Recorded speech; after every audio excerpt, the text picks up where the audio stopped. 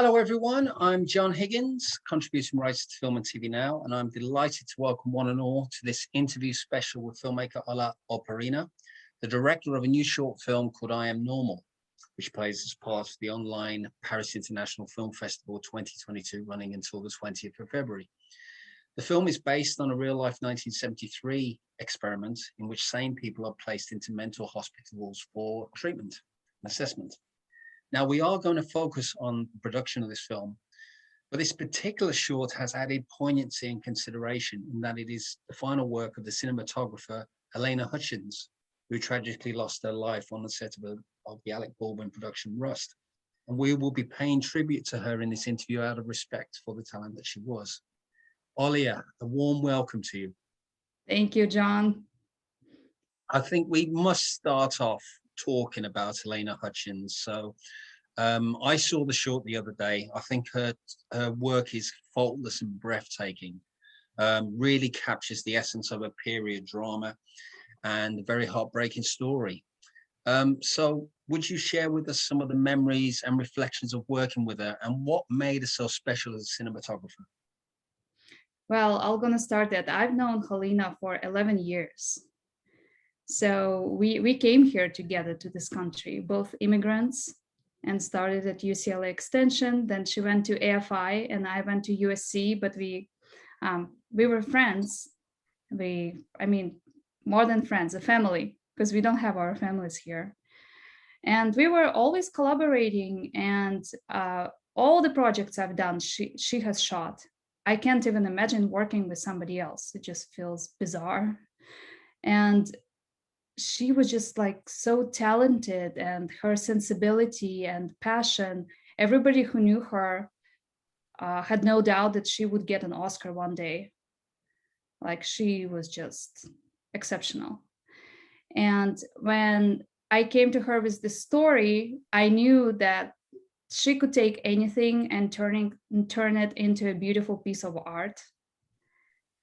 Also, she wasn't just a regular director of photography. She knew how to write a screenplay. She gave us notes on the script. She helped us produce it and get the most incredible crew on board. And she also could point out the contrived performance. Like, she was a person of many talents. She could easily direct a movie one day too. Mm-hmm. And let's talk, of course, about some of the honors, including the scholarship that was announced, I think by AAC, which has been posthumously bestowed in Hutchins' honor. So perhaps you could share some of what's been happening and how her memory has been honored. So AFI did a great thing, amazing, establishing this scholarship for female cinematographers in Halyna Hutchins' name. We started gathering funds. There was a GoFundMe campaign and other donations from private agencies and like just people. And right now, I'm not sure exactly how much we've got. I think we've got probably like a few $100,000. And I know we need at least $1 million to make this happen on a regular basis. And that's what we're working towards right now. Mm-hmm. So let's move on to the film itself, which I found quite fascinating. And we understand it's based on a real-life experiment from 1973 by a guy called Dr. Rosenhan, who is portrayed in the film by actor Sal Rumidek. I mean, what did you know about this experiment and how controversial was it at the time? It was pretty controversial.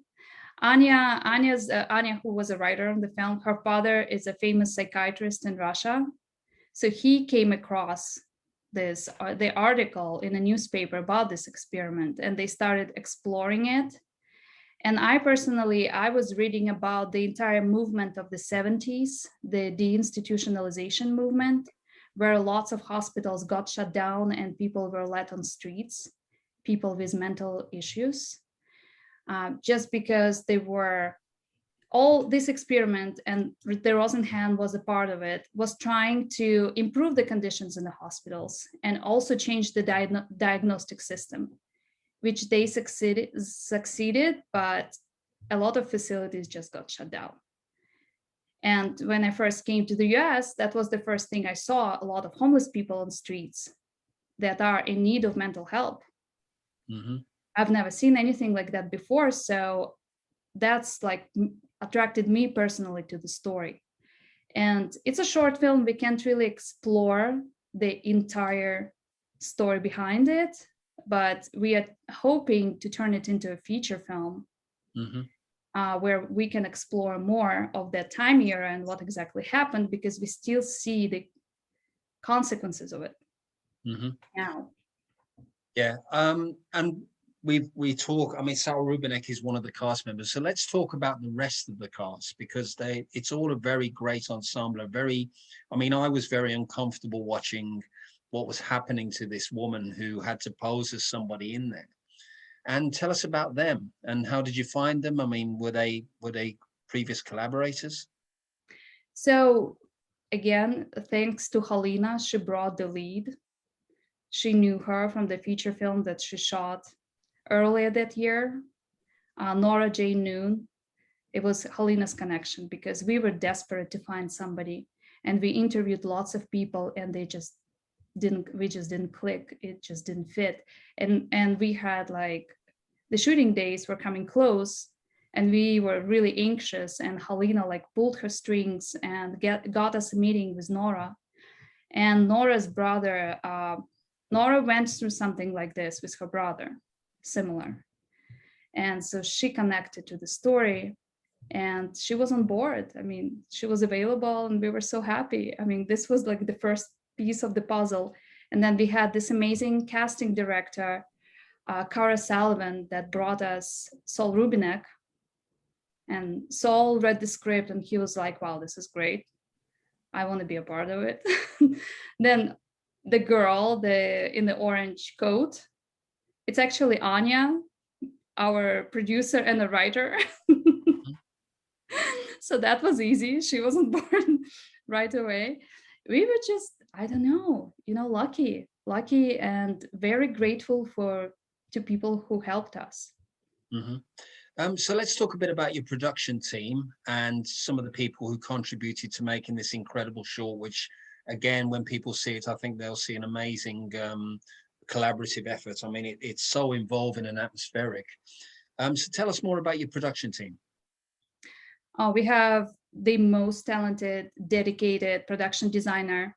Her name is Yana Veselova. I promise you, it's not all Russians on the team. It's just a few. She could, oh man, she is like very persistent and stubborn in her vision as well. Like she knows exactly what she wants to get, and she guides me through, like she knows all the time years, and she guided me through what we want to achieve in terms of the story. Another really great person is Jimmy God. He is an editor on Marvel. He did Wanda's Vision, and what else did he do? Like he's done like big stuff, and he was our post-production supervisor, producer, and also an editor on the film. Mm-hmm. And he brought his friends, like Shaylee Brooks, did the color. He also worked on big movies, and like as a favor did the small short film for us. And then Brian Carr, who's an amazing composer and who's done the music for all of my films. And he just knows. I don't even have to tell him much. He just knows. I don't know. This is like a special connection that we have, and he just gets it. And I think music really elevated this piece. Mm-hmm. It just like is telling a story behind the story, at the same time not overpowering it. Mm-hmm. Well, I have to say, I have to agree with you, because this film looks like a real big budget blockbuster film. I mean, obviously you can tell the quality and the images and stuff and how it works, the images, the angles that we used. So where did you shoot and for how long? We shot at the Cal Poly Pomona.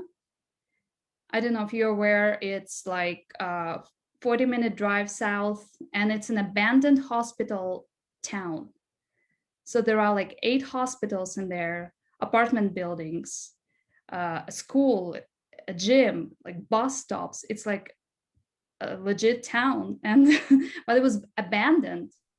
So there was this real psychiatric ward from that time era, I think it was 60s, that still had some of the equipment there, eerie hallways, these tiled bathrooms, and in the patients' rooms, we saw wallpaper.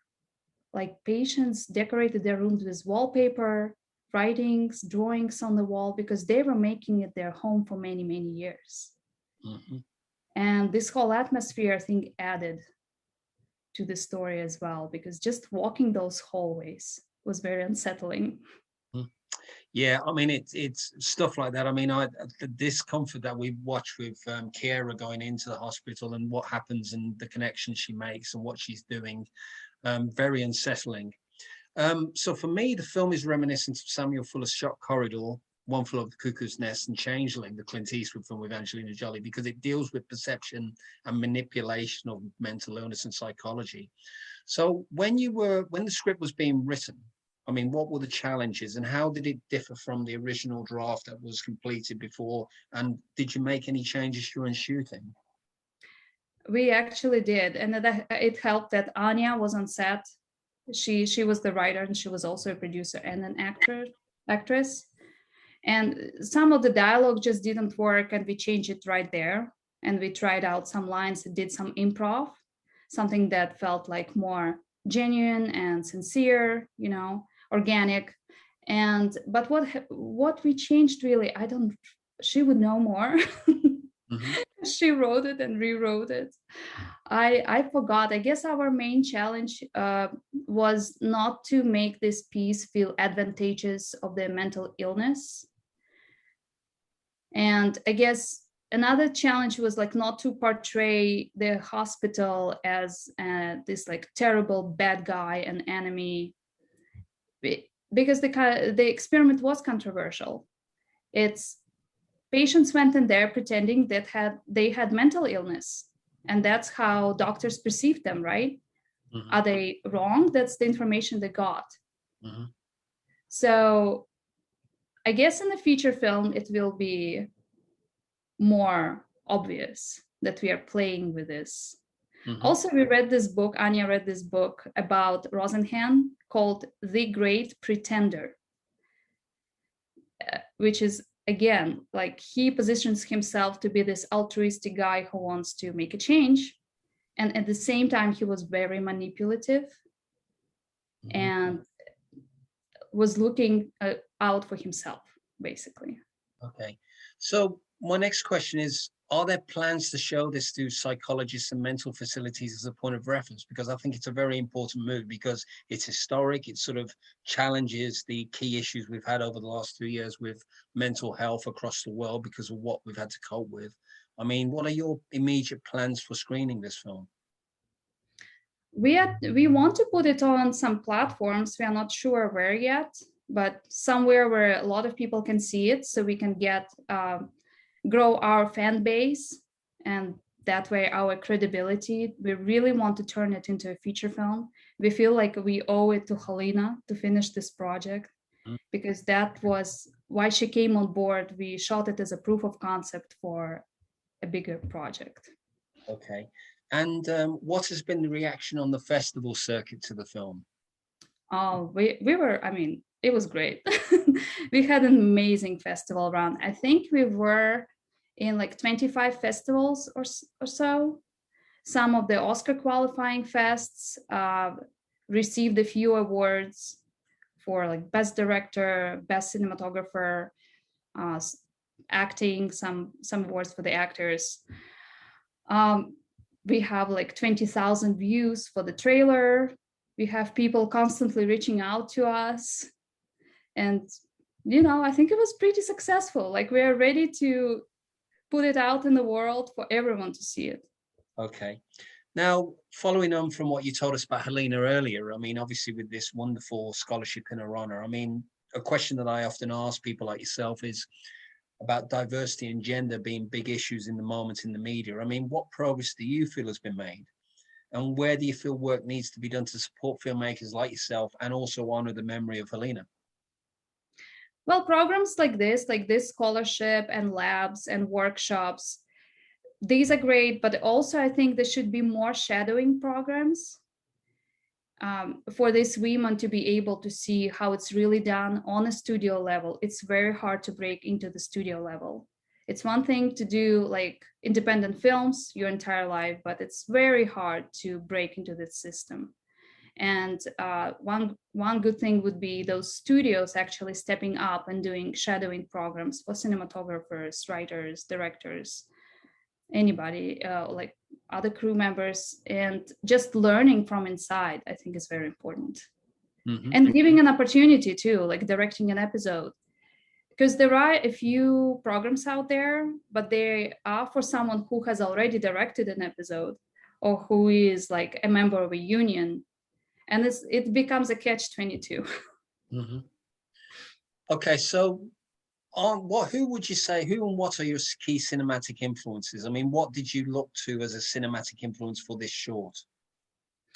So I go for the more like general movies that you would know, like you said, One Flew Over the Cuckoo's Nest, Shutter Island, Girls Interrupted. These were my references.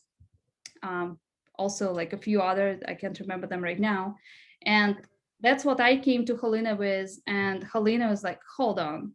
She never went for your like famous Hollywood movies. She would always dig deeper, and her inspiration were European and Asian films, also abstract art and surrealism. Mm-hmm. So she would like come up with some photos, like the framing, very symbolic, like the shots and the framing that will be meaning something, symbolic and unbalanced, and yeah. Okay. And what issues and themes, we know that you want to make the I Am Normal into a feature, but what other issues and themes are you keen to explore in your future work? I would love to explore mythology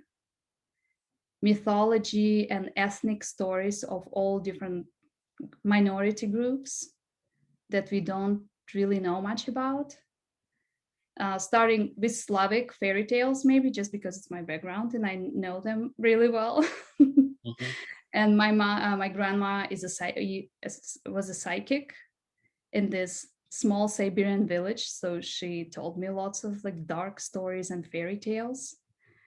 And I guess that's a dream to make Mm-hmm. it in a movie or a series one day. Mm-hmm. And wrapping up, my final question. I mean, I get a sense you've already answered this, but what are you most proud of about this short? I'm always proud about my team. I just think I got together the most talented and dedicated and passionate people. I am proud that it's very subtle and sensible, that it doesn't go over the board or like trying, I don't know how to say it. It's very, you have to be very uh it's not easy to make a piece like this. Mm-hmm. You could easily offend someone, and that was not our intent. Like, this is what we were trying not to do. Mm-hmm. And working with actors, I mean, great actors, Saul Rubinek and Nora Jane Noon, actors of that talent, of that caliber, and they were very helpful, so involved in the story. Also shooting a period piece for the first time, and shooting on film for the first time. Mm-hmm. Like, there were lots of highlights about this project for me. Well, listen, Olia, I want to thank you so much for your time and insight today, particularly on sharing your memories and of Halyna Hutchins, who I think this is going to be a really, as I say, I think it's going to be a really great tribute to her work. I hope that it does get showcased as an AAC example to short filmmakers across the world. So wrapping up, I Am Normal is one of several amazing short films playing as part of the online Paris International Film Festival, which is running until the 20th of February 2022. If you still want to hang out on the online festival, you can go to www.parisintlfest.com. Short films are most important. They are not as important as features, independent work, and their independent voices. Olia has as I say, has shared some really interesting stories. Support the cinemas as they continue to reopen. And remember that a film is not just for a festival, but forever. Now, of course, this particular interview will be uploaded onto my official YouTube channel, John Higgins Film Review. And if you want to see more of my articles, interviews, and reviews like this, you can actually read some of the coverage from the Paris International Film Festival at www.filmandtvnow.com. So once again, Olia, thank you so much. And I wish you well with the film, and please pass on my good wishes to your team and everybody. And I wish you well with the feature project. And thank you for being with us. Thank you, John.